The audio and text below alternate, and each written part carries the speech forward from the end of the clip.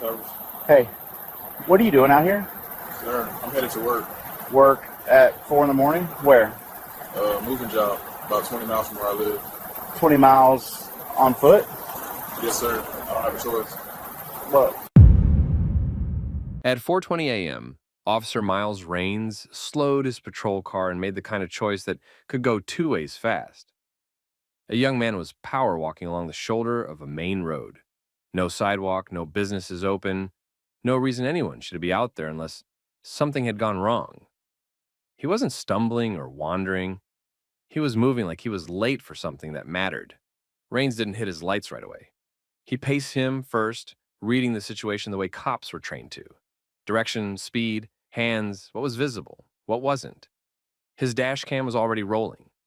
When he decided to make contact, his body camera came on too, because whatever happened next would need to be clean, documented, and defensible.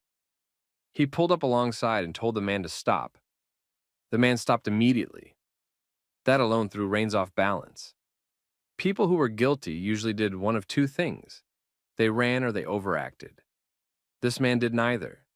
He just stood there, breathing hard, sweat on his face, backpack on, hands visible, looking tired in a way that didn't feel performative. Raines questioned him. He pressed, because a person on foot at that hour could mean danger, someone else's danger or his own. He expected a story that didn't line up. He expected evasiveness. Instead, the man gave an answer that made Raines go quiet for a second. Not because it was dramatic, because it was specific. And it didn't match any of the usual reasons a stop like this happened. For a brief moment, you could practically see the officer's suspicion searching for somewhere to land and finding nothing. Whatever the man had just told him hit like an unexpected fact. The kind that forced Raines to reassess the entire situation, right there on camera, while the road stayed empty and the morning stayed dark. And that was the moment everything shifted, because Raines realized this wasn't a man walking away from trouble. He was walking towards something he couldn't afford to lose. Where are you watching from? Country, state, city? Drop it in the comments. And if you like stories where someone stays calm under pressure, and where accountability actually shows up in real life, hit like and subscribe, because this one didn't end on that roadside. That stop was just the beginning. To understand why Trey was out there in the first place, you had to understand what starting over meant to him. Trey had moved to Homewood, Alabama with his mother after they lost everything in Hurricane Katrina. That kind of loss didn't just erase possessions. It left a permanent fear of instability. Trey and his mom rebuilt carefully. No cushion, no extra. Just steady effort and the hope that life wouldn't reset them again. So when Trey landed a job with a moving company about 20 miles away, he treated it like more than employment. It was a lifeline, a chance to get ahead instead of surviving week to week. Then, on the morning he was supposed to start, his old car finally died. No warning that mattered. No easy fix. Just a dead vehicle and a start time that didn't care. Trey didn't have money for repairs, he didn't have money for a tow, and he didn't have the kind of situation where he could miss day one, apologize later, and assume people would understand. He knew how employers saw it, unreliable before you even begin. So he made a decision that sounded extreme until you measured it against his reality. He set an alarm for midnight and started walking. Not for attention, not to prove a point, because the alternative felt like sliding back toward the edge he and his mom had been fighting to stay away from. As the night went on, the walk became exactly what you'd expect, exhausting. His legs burned. His pace slowed and sped up in waves. He kept checking the time, adjusting his effort, refusing to let his body decide for him. He wasn't walking for fitness. He was walking to keep his job, before he even had it. By the time he reached the stretch of road where Officer Raines found him, Trey had been on his feet for hours. He looked like someone who'd been pushing through pain for a reason he couldn't explain quickly without sounding unbelievable. And that was the problem. Because from the outside, alone, moving fast, backpack on, in the dark, Trey looked like the kind of suspicious that got people stopped. Rains followed because that was his job. He wasn't going to ignore a person moving like that at that hour and risk it turning into something worse later. But Trey wasn't thinking about how it looked. He was thinking about the clock, the job site, and what missing this opportunity would do to his life. So when Rains finally pulled up and made contact, it became a quiet chess game. Authority on one side, determination on the other. Rains controlled the scene with questions and presence. Trey controlled his own outcome by staying calm, staying clear, and not giving the situation anything it could twist into a different story. And then Trey explained why he was out there. He didn't dress it up. He didn't get emotional.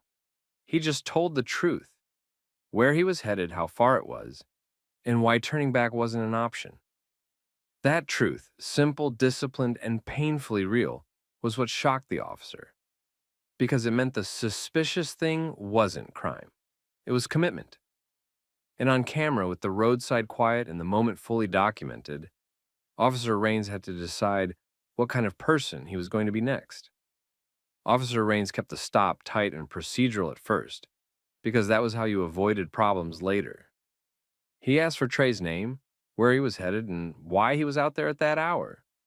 He kept his tone controlled and his distance consistent. He didn't escalate, but he also didn't relax. Trey answered the way someone answered when they couldn't afford to be misunderstood. He didn't argue the stop.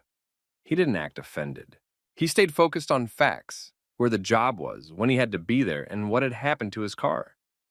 Rains tested the story without turning it into a scene. He asked follow-ups that would catch a lie if it existed. He looked at Trey's condition, sweat, fatigue, the way his legs kept subtly shifting like they were cramping. He looked at the phone map in Trey's hand. He looked at the direction of travel. And slowly, the suspicion ran out of places to hide. Because Trey wasn't giving the energy of somebody avoiding consequences. He was giving the energy of somebody chasing a deadline. There was a short pause where Rains clearly recalculated. His body cam was recording his face, his silence, the moment his assumptions met reality. That mattered. If he handled it wrong, it wouldn't just be a bad interaction. It would be documented by his own equipment, by dispatch logs, by any later review. So Rains made the decision that separated a routine stop from a turning point. He acknowledged the situation for what it was. Trey was exhausted, still miles away, and trying to make it to his first day of work. Then he offered a ride for the remaining distance. Trey hesitated, not because he didn't need it, but because accepting help from a patrol car at that hour came with its own weight. He understood how it could look. He understood how quickly people wrote their own stories about someone like him, but he also understood the bigger truth. This was about getting to work on time. So he got in. Rains kept it professional. He didn't turn it into a lecture. He didn't treat Trey like a suspect anymore, but he also didn't pretend the power imbalance hadn't been there. He drove, kept the route straightforward, and checked the time the same way Trey had been checking it all night. On the way, Trey gave the simple version of his life, enough to explain why this job mattered so much. He mentioned moving to Homewood with his mother after Katrina took everything. He mentioned how quickly things could fall apart when you didn't have savings, connections, or backup plans. He made it clear he wasn't looking for pity. He was trying to earn stability. Rains listened. And you could tell the story was landing on him in a way he didn't expect, because his questions shifted from suspicion to logistics. Where the job site was, what time Trey had to clock in, whether anyone there was expecting him. It was a small but important change. The officer stopped looking for wrongdoing and started looking for a solution. They pulled up near the job site with enough time to spare that Trey could actually breathe. Trey got out, thanked him, and moved with urgency toward the trucks and the early morning activity. Rains watched for a second before driving off. Not in a dramatic way, more like he wanted to confirm for himself that Trey was real, that the story ended where Trey said it would end. The body cam captured that too. The handoff from suspicion to trust. Trey reported in and got to work. No speech, no announcement. He did what movers did, showed up, listened, lifted, followed instructions. He didn't act like he had just walked through the night. He acted like he was determined not to lose the opportunity he'd fought to reach. That's when the homeowner noticed something wasn't adding up. The homeowner saw the exhaustion in Trey's face, the way he pushed through the work anyway, the way the crew reacted to him with a mix of disbelief and respect. Eventually, the explanation surfaced. Trey had walked for hours, been stopped by police, and still made it on time. The homeowner didn't treat it like gossip.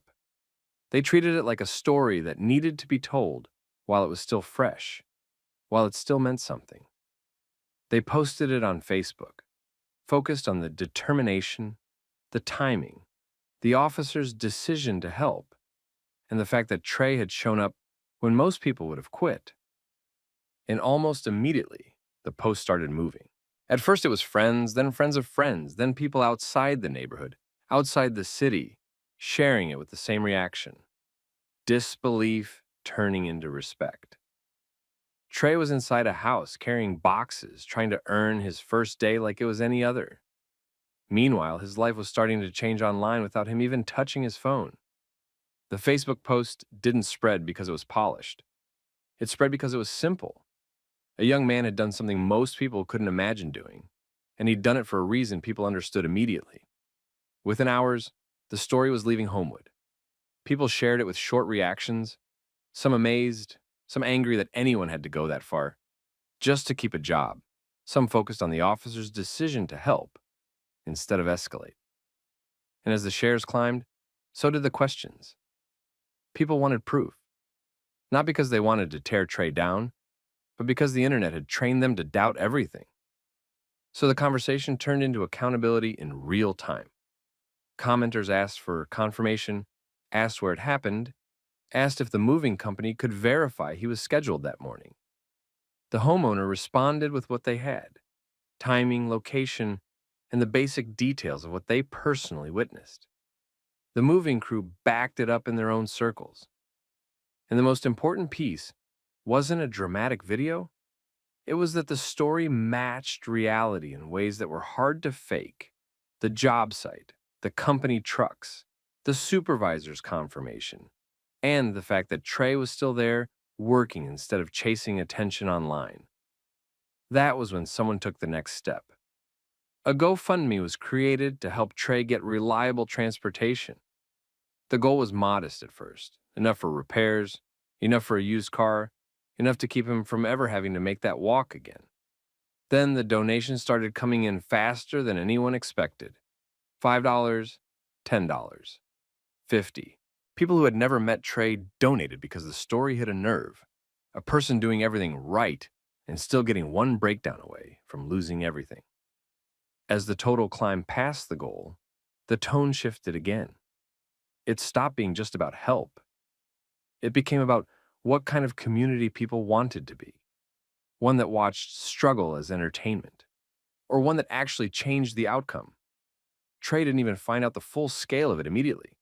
He was still focused on work, showing up the next day and the next, acting like the safest move was to stay consistent and let the noise pass. But the noise didn't pass.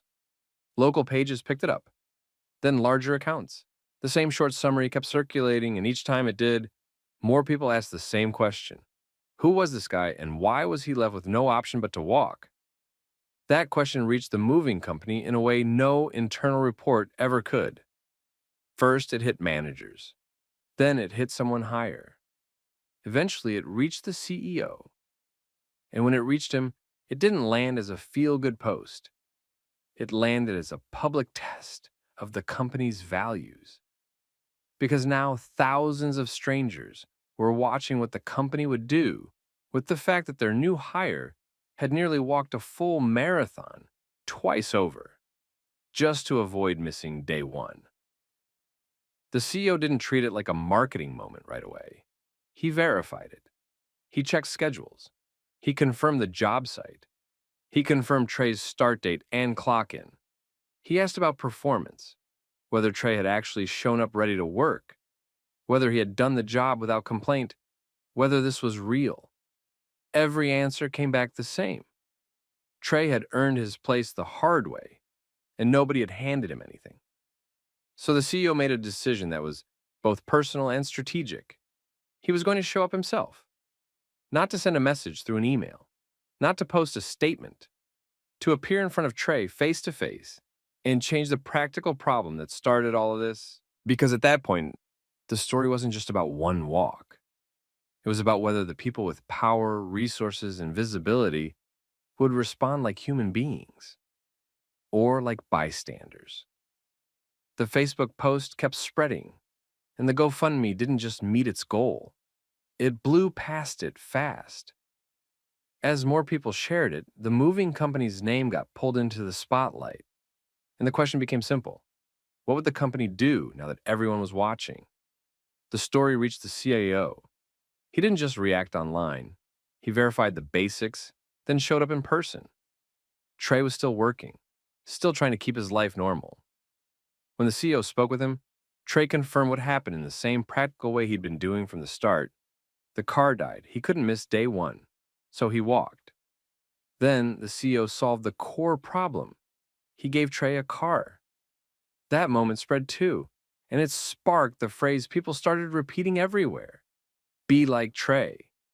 Not meaning walk 20 miles, but meaning show up, stay disciplined, and do the right thing even when it's hard. Trey didn't become a celebrity in his own life. He kept working. He used the support to stabilize things at home with his mom. The attention was overwhelming, but the outcome was practical. Transportation meant he could keep the job without risking another crisis. And quietly, the incident became a reference point, something people brought up later when they talked about dignity, assumptions, and what it looked like when a community decided to help a person who was already helping himself. In the end, that night didn't change Trey because he became famous. It changed him because one impossible choice led to a chain of reasonable help at the exact moment it mattered. So, here's the question for you. If you saw someone pushing through like that, would you assume the worst? Or would you pause long enough to learn the truth? Drop your thoughts in the comments and share the story with someone who needs the reminder that showing up still matters. And if you want more story times like this, realistic, grounded, and focused on accountability, make sure you subscribe. All right, sir, who are you and what exactly are you doing out here? My name is Darnell Price. I'm a federal instructor. I'm scheduled to teach a session in this. I have a scheduled meeting in that building. Dispatch can verify there's a verification line. Oh, it looks convincing, but something about this doesn't feel right. You don't have to take my word for it. Call it in. Officer Brandon Hale told Darnell Price that if the federal credential was fake, Darnell could be arrested right there. They were in a quiet office park parking lot, close enough to the front entrance that people walking in could see everything. Hale stood in Darnell's path and ordered him to stay where he was and keep his hands visible. He asked for identification immediately, and his tone made it clear he wasn't treating this like a casual question. Darnell didn't argue. He didn't talk back. He moved carefully and slowly, got his wallet out, and handed over his driver's license. Then he presented the federal credential that had been visible on him from a distance. Darnell explained calmly and clearly that he was an authorized federal instructor and had a scheduled meeting inside the contractor office. He also explained how to confirm it the correct way. Dispatch could verify him through official systems, and the credential had verification information for that purpose. Hale didn't try to verify it first. He looked over the credential and said it appeared convincing but seemed wrong to him. Then he used his radio and reported Darnell as a suspicious person with a possibly fake federal ID. He requested backup. That radio call changed the situation fast. People nearby started paying attention because the stop didn't match what they were seeing. Darnell was dressed for work, standing still, answering calmly, and offering an easy way to confirm everything. Hale was treating it like a high-risk contact anyway. A couple employees slowed down as they walked from their cars. One of them stopped entirely and watched. Another held a phone in their hand, not making a scene, just ready in case things got worse. The stop was happening in the open, and everyone could feel the tension rising even though Darnell hadn't done anything aggressive. Darnell stayed steady. He kept his hands visible. He repeated the same basics without adding extra details. He was there for a scheduled meeting, he had valid ID, and dispatch could confirm it quickly. He didn't try to debate Hale. He kept pushing the interaction back toward the simplest solution: verification. Hale kept it framed as suspicion. He treated Darnell's calm confidence like it meant Darnell was trying to get away with something. He kept holding onto the credential as if it needed to be proven real by Darnell, even though Darnell had already given him the method to confirm it officially. Backup was on the way. And once other officers arrived, what should have been a quick check was about to become a full public stop, recorded on Bodycam, watched by employees, and impossible to explain away later if the facts didn't support Hale's suspicion. The first backup car pulled in and stopped a short distance away. A second arrived right after. Two more officers stepped out and looked from Hale to Darnell, trying to understand why they'd been called. Darnell stayed where he was. His hands were still visible. He didn't change his tone or his posture. He looked like someone who had been interrupted on the way to work and was waiting for a process to finish. Hale gave the quick version of his concern. He said the federal credential looked real, but didn't feel right to him. He said Darnell's explanation sounded too practiced. He made it clear he wanted the stop handled his way, and he kept the credential in his hand while he talked. One of the backup officers, Marisol Chen, didn't match Hale's intensity. She looked at Darnell's clothes, the laptop bag, the folder, and the fact that Darnell had already provided a driver's license and the credential. Then she looked at Hale and asked what verification steps had been taken so far. Hale's answer was basically that he didn't trust it yet. Chen asked why dispatch wasn't the first step. She kept it practical. If there was a question about the credential, dispatch could confirm it. If there was a question about the meeting, the contractor office could confirm it. The building was right there. Hale pushed back. He insisted on keeping Darnell in place until he felt satisfied. He treated Darnell's calmness like it was another reason to be suspicious instead of a reason to relax. At that point, more people were watching. A few employees were standing near their cars, pretending they weren't paying attention, but they were. Someone near the entrance had their phone out. Nobody was yelling. Nobody was interfering. They were just paying attention because the stop had turned into something bigger than it needed to be. Darnell spoke only to keep things clear. He repeated that he was a federal instructor, there for a scheduled meeting, and that everything could be verified through dispatch and the credentials verification information. He didn't insult Hale. He didn't threaten to complain. He didn't escalate. He stayed focused on verification. Chen and another officer exchanged a quick look, the kind of look that said they didn't like where this was going. Not because Darnell was a threat, but because Hale had already turned a simple check into a situation with witnesses, body cam footage, and unnecessary tension. Then dispatch came back over the radio. The message was direct. The credential was legitimate, and Darnell Price was confirmed as an authorized federal instructor. The verification matched. The effect was immediate. The backup officers visibly relaxed because the risk they'd been called in for wasn't real. The only real problem left was what had already happened in public. Hale had no room left to keep the possibly fake framing. He handed Darnell's ID and credential back and tried to end the stop quickly. Darnell didn't celebrate. He didn't lecture. He simply took his documents, restated that verification was available from the beginning, and walked toward the contractor building for his meeting, still calm, still controlled, as if he refused to give the situation anything extra to feed on. And behind him, multiple cameras had captured the whole thing: how fast Hale assumed, how long he delayed verification, and how different the stop looked once the facts couldn't be ignored. Darnell walked into the contractor building like he still had a job to do, because he did. Inside, the air felt different than the parking lot. Quiet, controlled, people speaking in low voices. At the reception desk, he gave his name and the meeting contact. The receptionist recognized the appointment immediately. A manager came out to meet him, and Darnell was escorted back the same way any scheduled instructor would be. But the stop had followed him in. Two employees in a hallway gave him a quick look that said they'd either seen it themselves or heard about it already. Someone asked if he was okay. Darnell kept it short and professional. He didn't tell a long story. He didn't try to rally people. He just said it had been handled and he was there for the scheduled session. That choice mattered. Darnell didn't let the stop become his personality for the day. He focused on the work in front of him. Still, the building had its own internal network. By lunch, several people knew a local officer had stopped a federal instructor in the lot called backup, and then had to back off when dispatch confirmed everything was legitimate. A few people had recorded parts of it from a distance. Others had just watched long enough to feel uncomfortable. And unlike a street corner, an office park had names and departments attached to everything.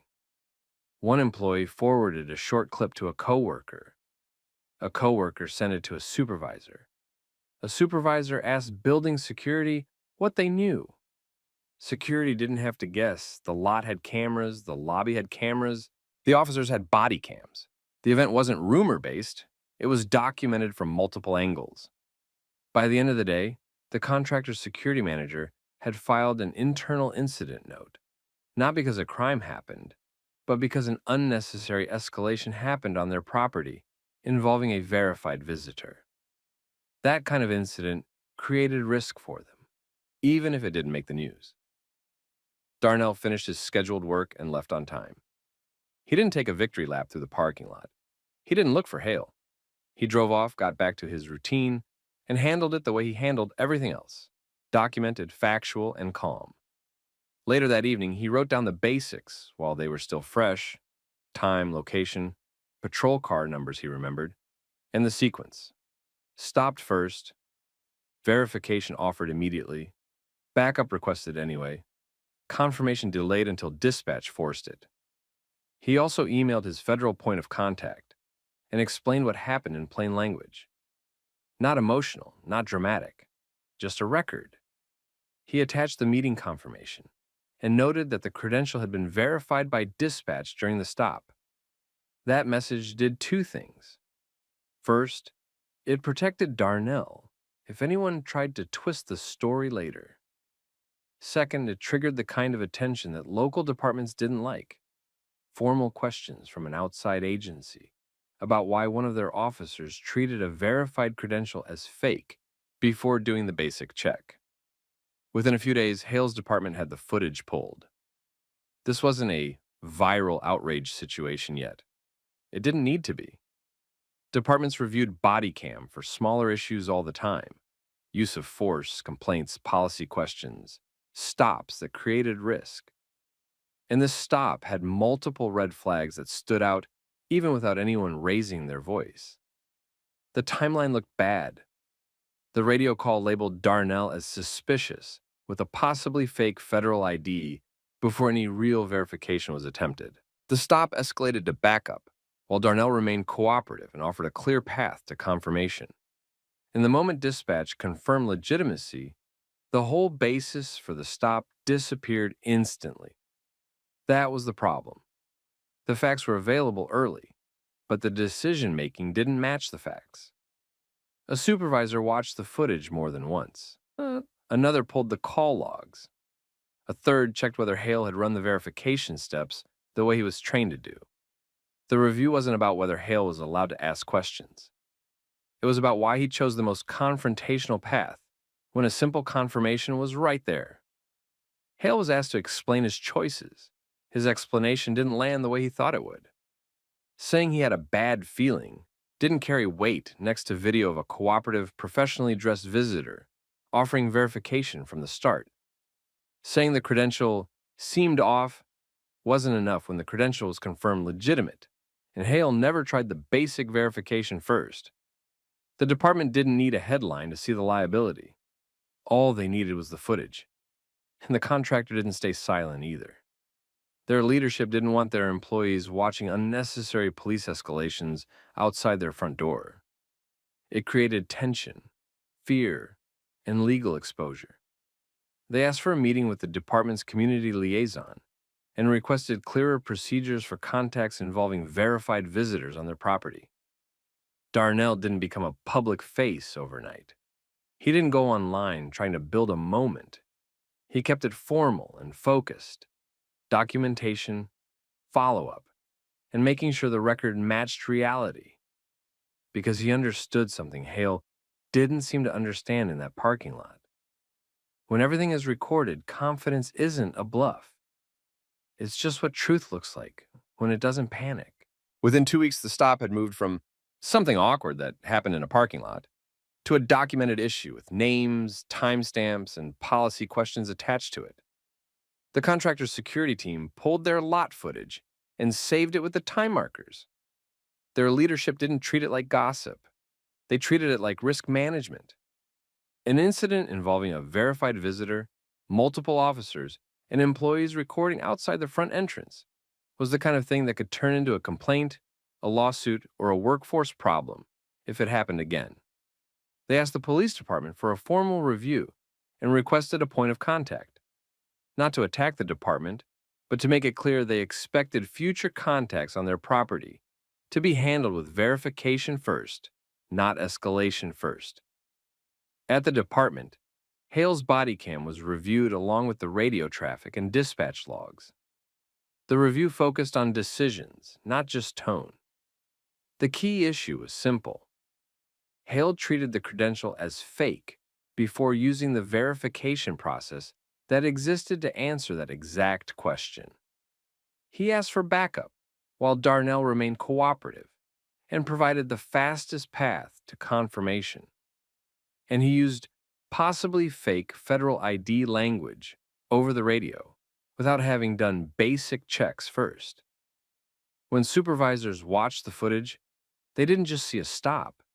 They saw avoidable exposure. Hale was pulled into meetings with a supervisor and internal review staff. He was asked to explain why he escalated without verifying first, why he described the situation the way he did on the radio, and why he kept control of the stop even when backup officers questioned the approach. The outcome wasn't a dramatic public firing. It was more realistic than that. Hale was placed on a corrective track, documented counseling, mandatory retraining on identification verification, and suspicious person stops, and a warning tied to future stops. The message was that he could not rely on instinct alone when a quick confirmation was available, and he could not turn a cooperative contact into a high-tension scene because he didn't like being corrected by facts. The department also sent a short internal reminder to patrol. When a credential is unfamiliar, verify it through dispatch first. Keep radio descriptions accurate and limited to observable facts. Avoid language that escalates a scene without cause. And remember that body cam and bystander video will show whether the officer chose the least risky option. On the contractor side, procedures changed too. Security began meeting certain visitors at the door, instead of letting them cross the lot alone if they were arriving with credentials that local officers might not recognize. Reception was instructed to confirm scheduled federal visitors quickly if an officer called. Managers were told to document police contacts on the property even when no arrest or citation happened, because the almost incidents were the ones that created patterns. Darnell handled it the same way he handled the stop: formal, factual, controlled. He didn't post a rant. He didn't chase attention. He kept a record, followed his agency's reporting process, and responded when asked for details. When the department's liaison reached out, Darnell agreed to provide his timeline and verification steps again, because he wanted the next person to have a safer experience than he did. A month later, the difference showed up in small ways. Darnell returned to a similar contractor site for work, and the arrival process was smoother. Security expected him. The meeting contact was ready. And when a local officer drove through the lot and glanced over, nothing happened, because the system around the visit was tighter. The body cam footage ended up doing what arguments never could. It showed the early moment when verification was offered. It showed the choice to escalate anyway. And it showed the instant shift when dispatch confirmed legitimacy, How quickly the suspicious framing collapsed the moment facts were undeniable. That footage became a teaching example inside the department, even if no one publicly admitted it. Not because it was sensational, but because it was common. An officer made assumptions, delayed verification, and created a public problem that didn't need to exist. And Darnell didn't need to win a confrontation to get accountability. He just needed to stay professional long enough for the record to speak. Darnell didn't talk about that parking lot like it was a victory. When people at the contractor office asked him about it later, he kept it simple. He'd been stopped, he'd been verified, and he'd gone to work. He didn't add heat to it because he didn't need to. The documentation already had all the heat anyone could want. What stayed with him wasn't the questions. It was the order of operations. Hale had treated suspicion like a reason to escalate first and verify later. And that order mattered because it turned a normal professional arrival into something that could have gotten dangerous if Darnell had reacted differently, if a backup officer had shown up more keyed up, or if a bystander had tried to help in the wrong way. Darnell understood that in moments like that, you couldn't control someone else's assumptions, but you could control what you gave the record. So he kept doing what worked. He stayed still and visible. He used short, clear answers. He offered verification through the official channel, not through persuasion. He documented afterward while details were fresh. And because he did, the story didn't end in the parking lot. It ended in policy conversations and retraining and quiet changes that reduced the chances of it happening again. For Hale, it was the kind of incident that followed an officer longer than they expected, not because the public made a spectacle of it, but because the footage showed decision-making. Supervisors could point to it and say, "This is what we're not doing anymore." You don't get to label someone possibly fake on the radio when you haven't used the tools designed to answer the question. You don't get to treat a calm professional like they're a threat just because they're calm. For the contractor, it was a reminder that safe environments still needed procedures. They couldn't assume everyone would be treated normally just because the buildings were clean and the parking lots were quiet. They tightened arrival protocols, improved coordination with dispatch and local patrol, and made sure visitors didn't have to rely on luck to be treated like they belonged. And for the employees who watched that day, it did something you can't undo. It taught them how fast a normal moment could turn into a public problem, and how important it was that someone had recorded it, because that was the real accountability in the story. Not a speech, not a viral headline, just a clean timeline, captured on Bodycam and phones, showing that the truth was available early and ignored until it couldn't be. Now here's the question for you. If you were standing there watching, would you have recorded? Would you have walked past and told yourself it was none of your business? Or would you have stayed close enough to make sure the moment couldn't be rewritten later? Drop your thoughts in the comments, and if you've ever had a verification should have been enough situation happen to you, or someone you know, share what it looked like. And if you want more realistic story times where calm, documentation, and procedure lead to real consequences, make sure you like this video and subscribe so you don't miss the next one. Ma'am, step away from the vehicle and keep your hands where I can see them. Why? I am Judge Elena Brooks. I'm asking you to verify before you put your hands on me. Ma'am, this vehicle matches a stolen vehicle alert. Put your hands behind your back. I'm not refusing. I'm asking you to verify You before can explain all that detain me. later. Right now you're being detained. Elena Brooks had one foot on her driveway and her keys still in her hand when Officer Kevin Rourke yanked her wrists behind her back. He didn't ask her to wait while he verified anything. He didn't check her plate twice. He didn't even look toward the front door she'd just parked in front of. He pressed her against the side of her own gray Audi and told her, like it was already settled, that the car was stolen, that she was being detained for auto theft, and that her trying to explain was resisting. Elena didn't raise her voice. She didn't move fast.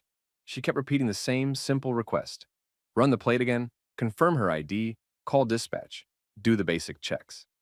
She told him she lived there, right in that house, and that verification would take less time than the handcuffs. Rourke treated calm like disrespect. The cuffs clicked shut anyway. Then he walked her, still in her work clothes, still holding herself together, past her own mailbox and into the backseat of his cruiser, as if the neighborhood didn't exist. And the neighborhood did exist. A woman across the street, Mara Ellis, had been dragging 2 grocery bags from her trunk when she froze mid-step. She watched the cuffs go on, watched Elena's head stay level, watched the officer move with the kind of confidence that didn't match the situation. Mara didn't start filming because she wanted drama. She started filming because she knew what happened when the only record came from one uniform. A few houses down, a man walking his dog slowed to a stop at the corner and stared, confused in the way people get when something can't be happening right in front of them. Another neighbor cracked their front door and lingered half hidden behind it, not sure whether to step in or step away. The street was quiet, but it wasn't empty. And Elena understood in real time that this wasn't just a mistake anymore. It was becoming a story someone would later try to explain. Before we go on, tell us where you're watching from in the comments, your country, your state, whatever you feel like sharing. And if you're here for stories where someone stays composed, evidence gets preserved, and accountability actually lands, hit like and subscribe so you don't miss what comes next. Now rewind, because the way this started mattered. It was a Tuesday afternoon in Westfield Heights, Colorado, the kind of neighborhood that ran on routines. School pickup traffic, the same dog walkers, porch lights coming on early in winter. Elena had spent the day on the bench doing what she always did, listening, weighing facts, writing decisions that depended on procedure being followed correctly. She was 49, a state appellate judge, the kind of person trained to separate feelings from facts under pressure. She'd been careful of her whole career, not just in court, but in the way she moved through the world. Calm voice, clear words, no sudden motions when a situation could be misread. When she turned onto her street, she noticed a patrol SUV behind her. That by itself wasn't unusual. In Westfield Heights, patrol cars cruised slow, proactive, relying heavily on alerts and scanners that were supposed to make policing efficient. The problem was what people did after the alert. Elena pulled into her driveway like normal. She parked in front of her own garage, the front of her house right there in full view. She reached for her bag, already thinking about dinner and emails she hadn't answered. Then the SUV rolled in and stopped behind her in a way that blocked her out. Officer Rourke got out quickly, one hand near his belt, posture rigid. He didn't start with a question. He started with certainty. He said her Audi matched a stolen vehicle alert and told her she needed to comply. Elena stayed inside at first, window lowered enough to talk, hands visible. She didn't challenge his right to check. She challenged his refusal to verify. She told him he could run the plate again. She told him her license and registration were right there. She told him dispatch could confirm the registered owner and the address within minutes. This was the fork in the road, the easy off-ramp that should have ended everything. But Rourke didn't take it. He kept talking like the alert was proof, and her explanations were excuses. Elena's voice stayed steady, the way it did in court when someone tried to bluff past the record. She asked for the basic steps, the basic confirmation, the basics that protected everyone. Rourke read that steadiness as defiance. He ordered her out of the vehicle. Elena complied, slowly, carefully, narrating her movements with the caution of someone who knew how quickly sudden could be turned into threatening. She stood near her door, shoulders squared but not aggressive, and repeated the same request. Verify the plate, verify the ID, confirm the address. Rourke moved closer instead of checking. He reframed her insistence on verification as non-compliance. He treated her questions as obstruction. He used the language that made escalation sound justified. And then he put her in cuffs. The shocking part wasn't that a stolen vehicle alert existed. Those alerts were wrong all the time. bad reads, outdated entries, clerical errors. The shocking part was that Elena gave him multiple clean ways to confirm the truth, and he chose control instead. Because once he decided she was resisting, the facts stopped being the point. And that's how a judge ended up sitting in the back of a cruiser in her own driveway, while the officer still hadn't done the one thing that would have settled it: pick up the radio and verify. Elena stayed in the back seat of the cruiser with her hands cuffed behind her. She sat upright because the cuffs made it hard to shift without scraping her wrists. She kept her breathing slow and her voice steady. Outside, Rourke didn't treat it like a quick mistake and stop. He treated it like a scene he needed to control. He walked between the Audi and his SUV, looking into the windows and checking his in-car computer. He still hadn't done the basic steps Elena had asked for at the start. Confirm the plate properly, confirm the registered owner, confirm the address. Elena asked more than once for him to verify her ID and run the plate again. She kept it simple. She didn't insult him. She didn't raise her voice. She stayed on process. Rourke answered by repeating his claim that the vehicle was stolen and framing her talking as resistance. He didn't open the door to take her license from her wallet. He didn't ask her to point out where the registration was. He kept the encounter locked in his version of events. Across the street, Mara Ellis watched from her driveway. She'd been unloading groceries when she saw the handcuffs go on. She didn't rush toward the officer. She didn't shout. She just held her phone up and recorded what she could. Elena in the back seat, Rourke moving around. The time passing with no verification. A neighbor down the sidewalk, Andre Salazar, stopped with his dog and tried to vouch for Elena from a distance. He didn't walk up aggressively. He kept his hands visible and spoke in a normal tone.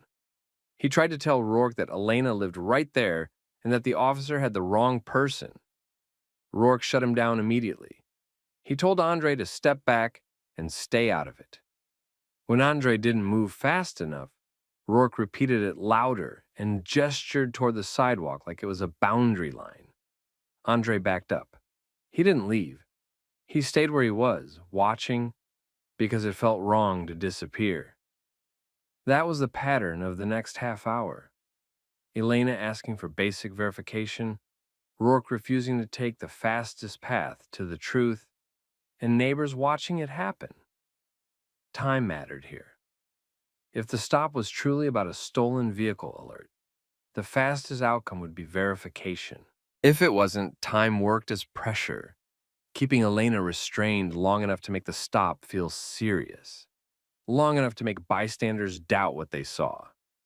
Rourke kept stretching the time. He made radio traffic that sounded like he was seeking confirmation, but the way he moved didn't match urgency.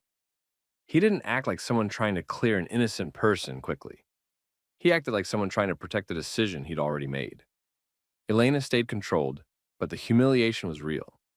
She was in her own driveway, in a neighborhood where she knew people recognized her car, her routine, her face. She kept her expression neutral because she understood how easily emotion could be used against her later. Mara's recording captured small details that mattered. How long Elena stayed cuffed, how often Rourke ignored the simplest verification options, and how he reacted when other people tried to speak.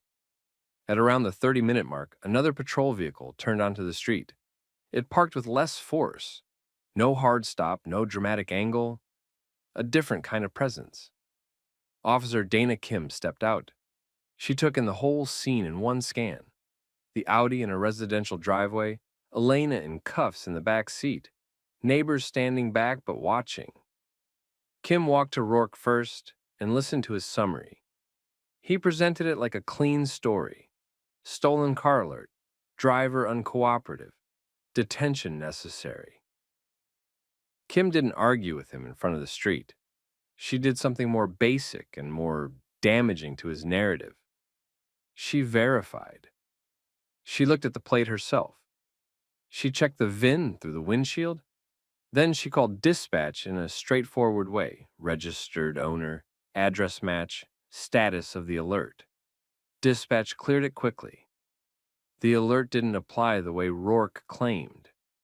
Whether it was a misread plate, a stale entry, or an incorrect match, it was the kind of error that should have been caught early before anyone was cuffed. Kim walked back to the cruiser and opened the rear door. She spoke to Elena in a respectful, professional tone and told her she was being released. She removed the cuffs. Elena stepped out slowly and flexed her hands. Her wrists were marked. She didn't dramatize it. She didn't need to. Rourke stood off to the side, rigid. His face read as annoyed more than relieved. He didn't look like someone who just prevented a crime. He looked like someone whose authority had been checked. Kim kept it procedural. She acknowledged the mismatch and moved to end the stop cleanly. She didn't give Elena a speech. She didn't give Rourke a lecture. She ended the detention because the facts didn't support it. Elena's response stayed disciplined. She didn't threaten. She didn't posture. She did what she'd spent her career doing. She made sure the record would be clear. She gave her full name again. She asked for the incident number. She asked that the reason for the detention and the time in cuffs be documented. She made it clear there were recordings, dash cam, body cam, and neighbor video, and that she expected them preserved. Then she said one thing that landed because it wasn't emotional. It was a principle. She told them that if verification was available, refusing to verify wasn't a mistake. It was a choice. She walked towards her front door without rushing, without collapsing, without giving anyone the satisfaction of seeing her shaken. Behind her, neighbors kept their phones down but didn't pretend it hadn't happened. Kim returned to her vehicle. Rourke stayed where he was for a moment longer than necessary, like he needed time to reassemble his story. In the hours after she was released, Elena didn't treat it like an embarrassing moment to forget. She treated it like evidence. She took clear photos of her wrists before the marks faded. She wrote down a timeline while it was fresh. When the stop started, when the cuffs went on, how long she sat in the cruiser, when backup arrived, and when she was released. She noted what she could. Unit numbers, names, and the exact language the officer kept using to justify the detention. She also did something most people don't think to do in the moment. She secured the outside recordings.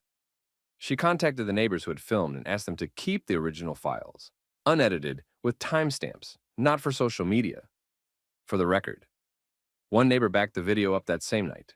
Another saved it in 2 places after hearing how often footage disappeared once a complaint started. By the next morning, she retained a civil rights attorney. The lawyer didn't start with anger. She started with preservation.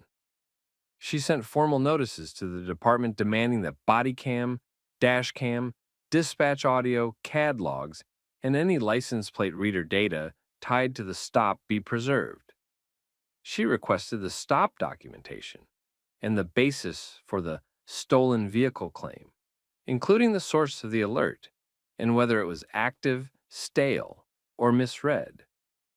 At the same time, Elena kept her public behavior disciplined. She didn't do a victory lap. She didn't make big statements.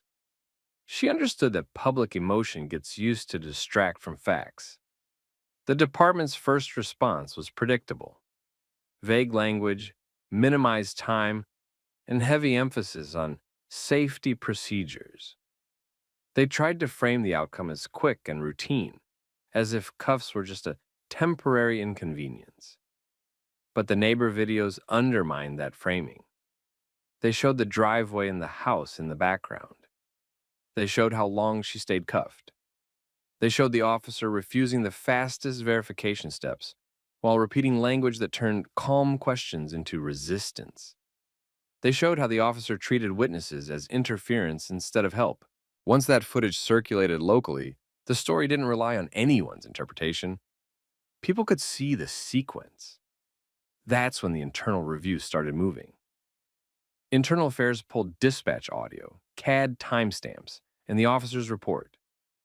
They compared what the officer said he believed with what the system actually returned and when it returned it.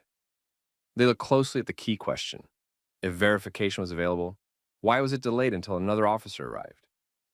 Then the review widened beyond the single stop. They looked for similar incidents tied to the same officer, stops based on alerts, quick escalation, delayed verification, repeated resisting language, and complaints that previously ended with no meaningful correction. The goal wasn't to prove someone was bad. The goal was to see whether the same pattern showed up again and again, and it did. The case shifted from one humiliating mistake to a documented problem. How often the officer escalated first and checked later, how often basic confirmation steps were skipped, and how consistently the paperwork tried to justify what the video contradicted. By the end of that week, Elena's situation had become bigger than her driveway. Not because she made it bigger with speeches, because the timeline, the footage, and the department's own records made it impossible to keep small. Once internal affairs confirmed the stop wasn't just sloppy but unsupported, Elena's case moved from complaint to claim. Her attorney filed a formal notice against the city and department. The goal wasn't a public argument. It was to force disclosure. Bodycam, dashcam, dispatch audio, CAD logs, plate reader hits, training records, and the officer's prior stop history tied to similar alerts. The city tried the standard containment move. They framed it as a single incident that ended once a second officer verified the car. They leaned on careful language about split-second decisions and officer safety, even though the stop had lasted long enough for multiple verification chances. Elena's side didn't argue feelings. They argued sequence. They laid out the timeline. Handcuffs first, verification later. 30-plus minutes of detention in a residential driveway with basic facts available. A resisting label applied to calm requests for standard checks. Then the rapid confirmation the moment a more experienced officer treated it like a verification problem. That timeline made the case hard to shrink, because the legal issue wasn't just the initial alert, it was the decision to treat an unverified alert as certainty, then punish the person for asking the officer to confirm it. As the lawsuit advanced, discovery pressure grew. The department could either produce clean footage and logs, or explain why they couldn't. Either option carried risk. If the records existed, they would show the choices made in real time. If records were missing, that raised a different kind of alarm. Meanwhile, internal affairs findings widened. The review didn't just look at Elena's stop report, it looked at the officer's pattern. Stops with similar escalation, similar language, similar delays in verification. Complaints that had been minimized before. Supervisors who had let it slide. That mattered because it changed the posture of the entire case. A single mistaken stop could be defended as error. A repeated pattern suggested training failures, supervision failures, and policy violations that the department tolerated until the wrong person got caught in it. The city's tone shifted once that pattern became documentable. Settlement talks started. The city explored resolving it without trial, not out of generosity, but because trials create permanent records. Trials put policies, footage, and internal discipline decisions under a microscope. Elena's side pushed for two things at the same time: compensation and reforms. Money addressed the harm, but reforms addressed the repeat. The negotiations focused on measurable changes, mandatory verification steps before handcuffing on alert-based stops, supervisor review triggers for resisting language, audits of stolen vehicle stops, and bodycam compliance enforcement with real consequences. The city also had to deal with the public side without turning it into theater. Local attention kept pressure on, but Elena didn't feed it. She stayed disciplined and let the process work, knowing that credibility grows when you don't exaggerate. By the end of this phase, the case was no longer just about what happened in a driveway.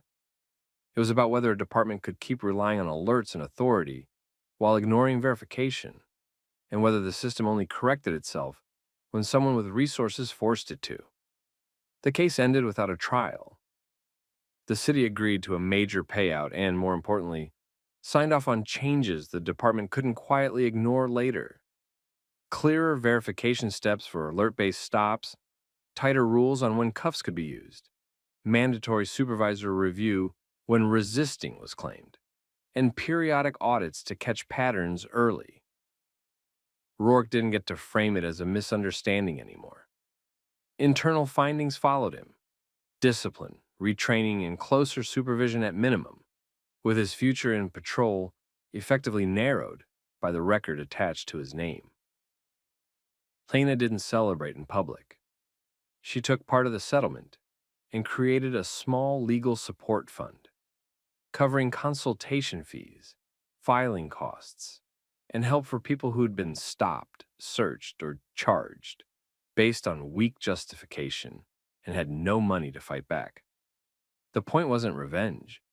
It was making sure the next person didn't have to be a judge to be believed. Elena kept judging cases the same way she always had, focused on facts, process, and restraint. But privately, she turned what happened into something useful. Her legal support fund helped people who would normally be pressured into dropping complaints or taking bad deals because they couldn't afford a fight. Quiet help, real impact. And that's what made the story stick. It wasn't about one person winning an argument. It was about a system being forced, by records, not rumors, to admit what it did. So here's the question. If you were Elena, would you have stayed quiet to protect your peace, or pushed until the paperwork changed? And if you were a neighbor, would you have filmed, spoken up, or stayed inside? Drop your answer in the comments, share the story with someone who needs it, and subscribe for more real, grounded stories where accountability actually lands. For the record, I am Deputy Jamal Porter with the Sheriff's Office. This is a county-issued vehicle. I do not consent to a search of this SUV. For our safety, we're going to make sure there's nothing in this vehicle that can hurt anybody. You haven't run the plate. We'll sort all that out afterwards. Right now, we're clearing the vehicle. Did you run the plate on this vehicle before you put your hands on my deputy in his SUV? Ma'am, we intended to verify after we... That's a yes or no question, officer. No, ma'am. So to be clear for the record, you detained a deputy sheriff and searched a county vehicle without consent, without verification, and without probable cause. The county-issued Ford Explorer sat on the shoulder like it had been abandoned, hazard lights blinking against a flat, beige horizon. 2 city patrol cars boxed it in from behind at an angle that screamed felony stop, not traffic stop. Deputy Jamal Porter stood beside his driver's door with his palms open and visible, elbows locked, shoulders still. He kept his voice steady while he explained again that he was law enforcement, that his duty ID was on him, that the SUV was county property and marked as such. The officers did not slow down. One of them moved in close, crowding Porter's space. The other scanned the cabin like he expected a gun to rise out of the center console. Their hands hovered near their belts, their posture rigid, their tone sharp. They ordered Porter away from the door. Porter complied, stepping back exactly as instructed, careful and deliberate. Then the escalation crossed a line. One officer seized Porter's arm and pivoted him toward the rear quarter panel, guiding him with pressure instead of words. Porter did not resist. He did not flinch. He kept his hands high and let the officer place him where he wanted, even as passing drivers slowed and phones appeared in windows. A woman in an SUV rolled by at a crawl, camera pointed. A pickup on the far lane drifted to get a better angle. The officers noticed, but it didn't change their rhythm. If anything, it tightened it. Porter tried one more time to direct them towards the county identifiers they were ignoring.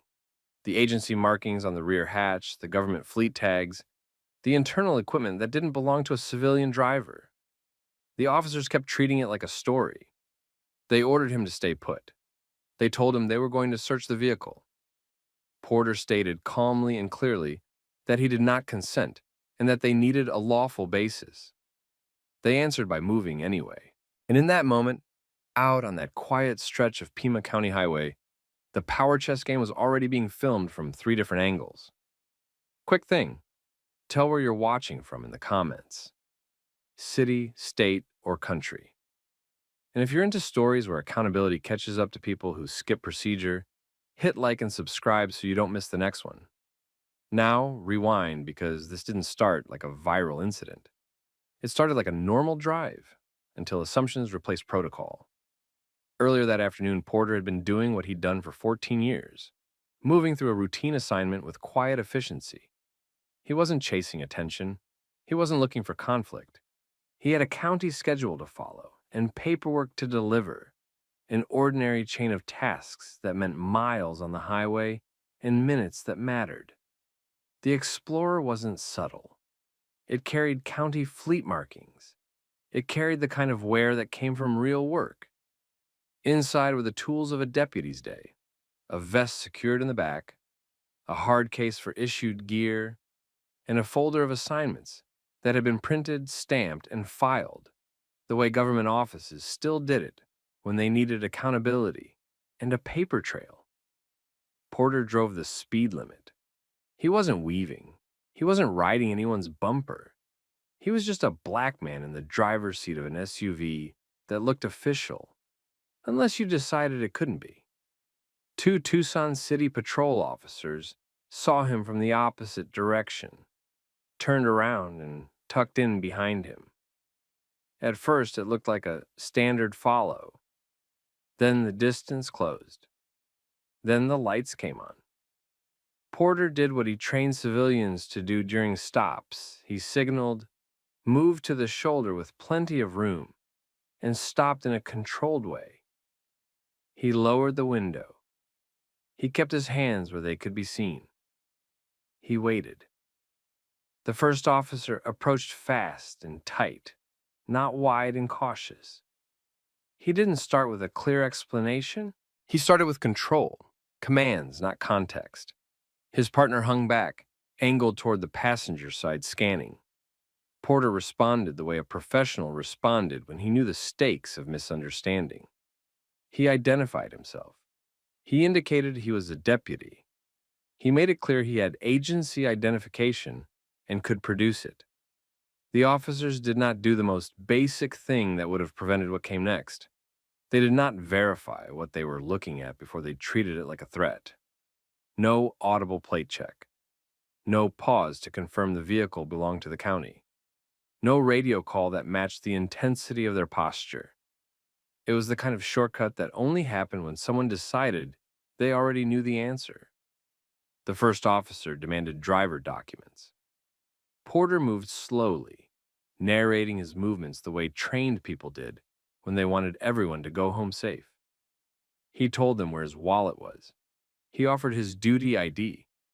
He tried to bridge the gap between what they assumed and what was true. The first officer rejected the bridge. In his body language, the message was simple. The identification Porter offered didn't count yet. Not because it wasn't valid, because it didn't fit the story the officer had already written. The second officer stepped closer and asked questions that didn't align with the traffic stop. He asked who the vehicle belonged to in a way that suggested the answer was already suspicious. He asked where Porter got it, as if county fleet departments handed out Explorers like rental cars. Porter remained calm. He repeated the facts without raising his voice. He pointed out the markings. He referenced the agency. He told them there was paperwork inside that matched the vehicle and the assignment. The first officer interpreted composure as defiance. That was the oldest trick in street encounters. Turning calm into attitude, turning explanation into argument, turning a professional boundary into a reason to escalate. The order came to step out. Porter complied immediately. He opened the door slowly, stepped out, and closed it. He kept his hands visible.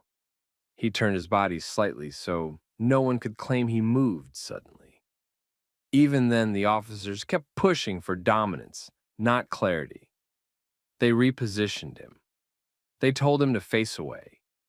They instructed him to keep distance from the vehicle as if the SUV itself was a weapon. Porter understood the trap. If he protested, they could label him non-compliant. If he moved too quickly, they could claim fear. If he spoke too firmly, they could say he was aggressive. So he did the only thing that had ever protected people in moments like this. He stayed precise. He stated he was a deputy. He stated again that the vehicle was county issued. He stated that he did not consent to a search. The officers moved into the search anyway, and this was where the stop changed from questionable to dangerous. Not because Porter did anything wrong, but because the officers were now creating a justification in real time. They peered through windows. They tugged at the driver's handle. One of them leaned in and began scanning compartments. The other kept Porter positioned like a detainee, hand on his arm, body angled to block him from seeing too much. Porter watched the road, not the officers. That was how you stayed calm. You anchored on something neutral. The desert wind moved dust across the shoulder. Traffic hissed past in waves, and now more drivers were slowing. The officers noticed the cameras and did what people did when they realized they might have an audience. They became louder about how lawful they were being, even as they skipped the steps that proved it. Porter tried to keep the record clean.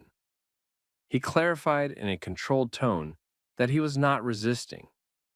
He clarified he was cooperating. He clarified he did not consent.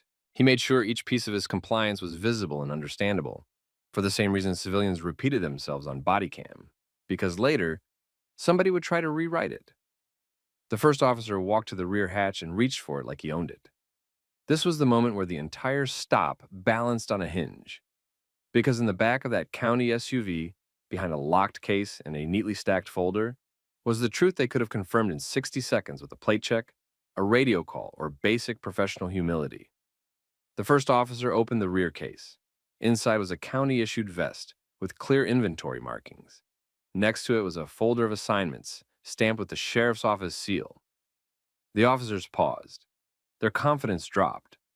What Porter had been saying from the start was now in their hands. Porter stayed still and kept his hands visible. He repeated that he was a deputy and that they could verify his identity immediately. He restated that he did not consent to the search.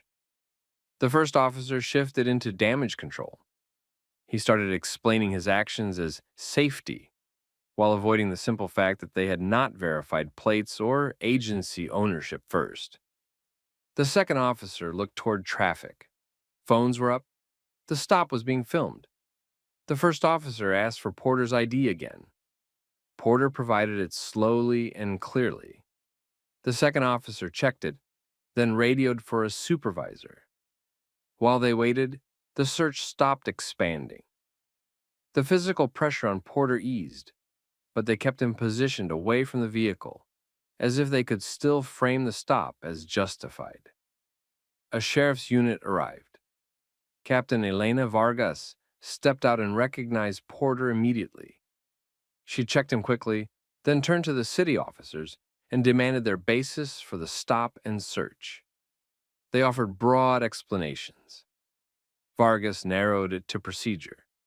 She confirmed they had not run a plate check before escalating.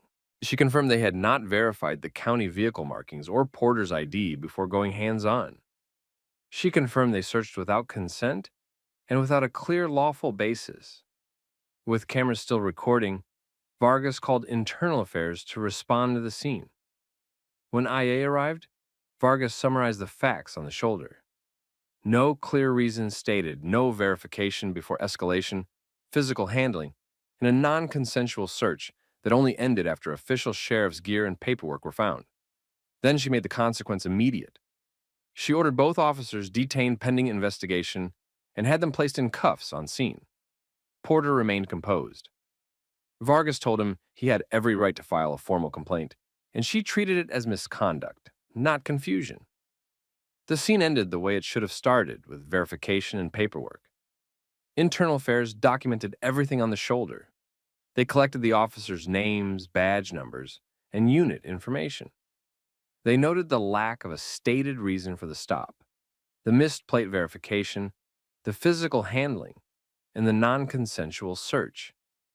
Porter gave a brief, factual statement. He listed the sequence.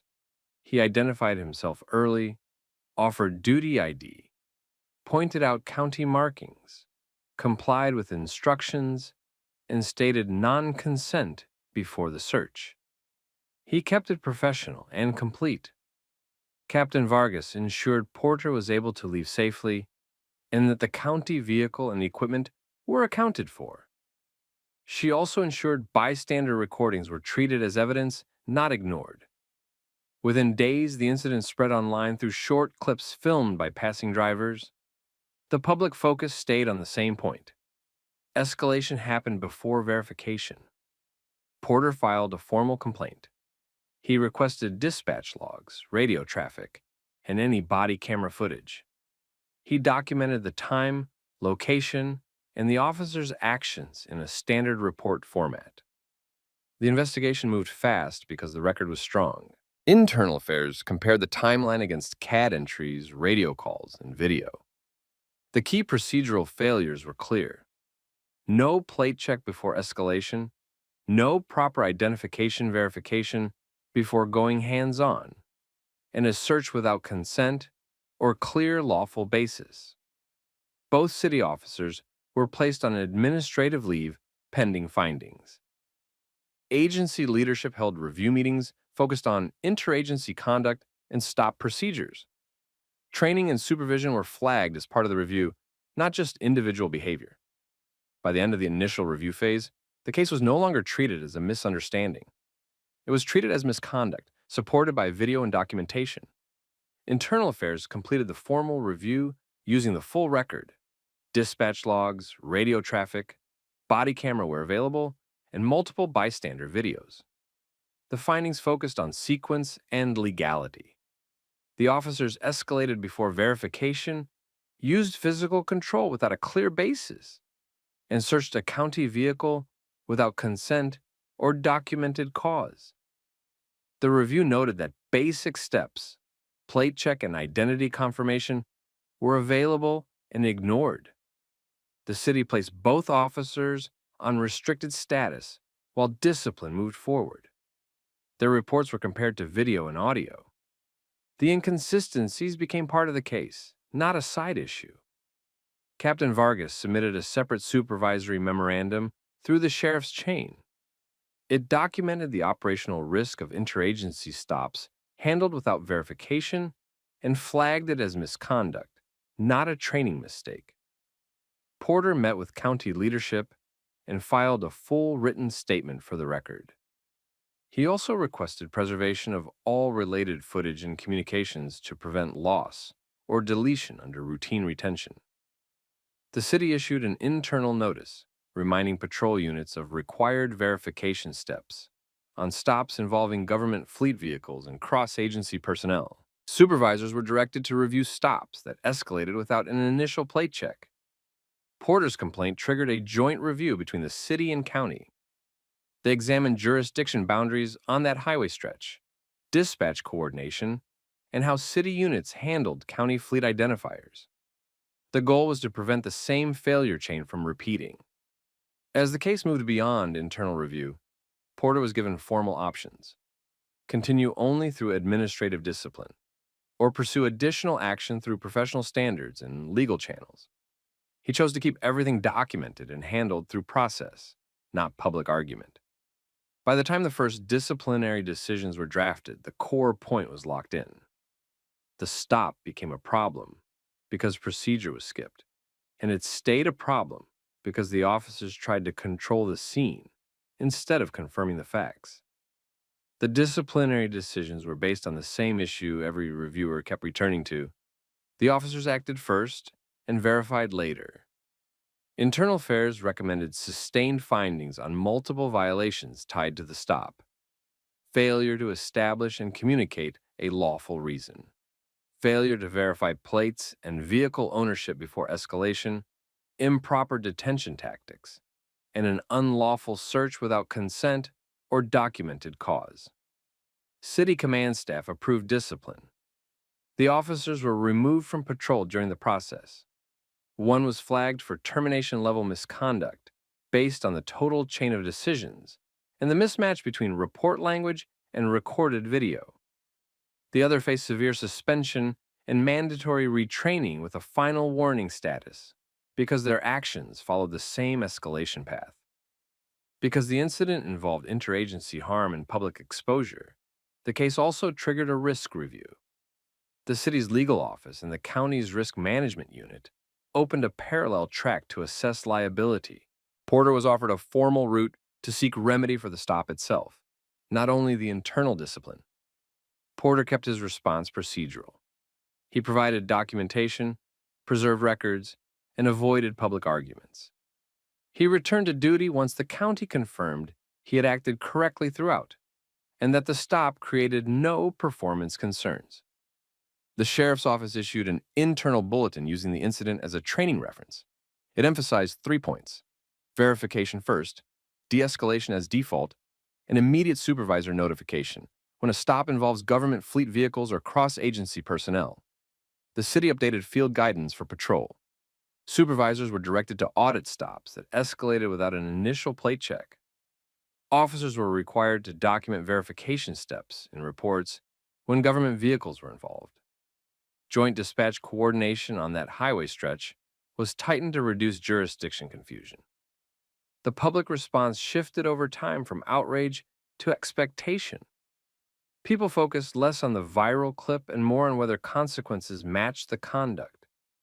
The visible on-scene detention and the later discipline made it harder for the incident to be minimized. For Porter, the change was quieter. He did not frame it as a personal victory. He treated it as a warning about how fast a stop could turn when assumptions replaced procedure, and how important it was to keep the record clean from the first second. Months later, the incident had a paper trail as solid as the video. Porter's complaint closed with sustained findings and documented corrective action. The city's final discipline became part of the officers' internal history and affected their future assignments, supervision level, and eligibility for specialized units. The county and city also finalized operational changes tied directly to what failed that day. Dispatch coordination on that highway corridor was updated. Patrol guidance required plate verification before escalation when the vehicle was not clearly linked to a crime. Supervisors were instructed to respond early when a stop involved government fleet markings or cross-agency personnel. Training was updated with the same sequence the investigation highlighted. Verify first, then decide. Officers were required to document the verification steps in reports, not just the outcome. Body camera review standards were tightened for stops that included hands-on control or searches. Porter did not become a public face of the incident. He kept working. But inside the sheriff's office, the stop became a reference point for younger deputies. Proof that staying calm and keeping the record clean could protect you when someone else tried to control the narrative. The last change was personal. Porter adjusted his habits, even though he had done nothing wrong. He made sure his credentials were always positioned for quick display. He ensured the county fleet identifiers were unobstructed. He treated every stop as if it could become evidence, because he had lived what happened when procedure got replaced by assumption. The incident left a clear lesson behind. Authority without verification creates risk, and cameras don't create truth. They preserve it. If you've ever been in a situation where someone judged you before they checked the facts, what did you do?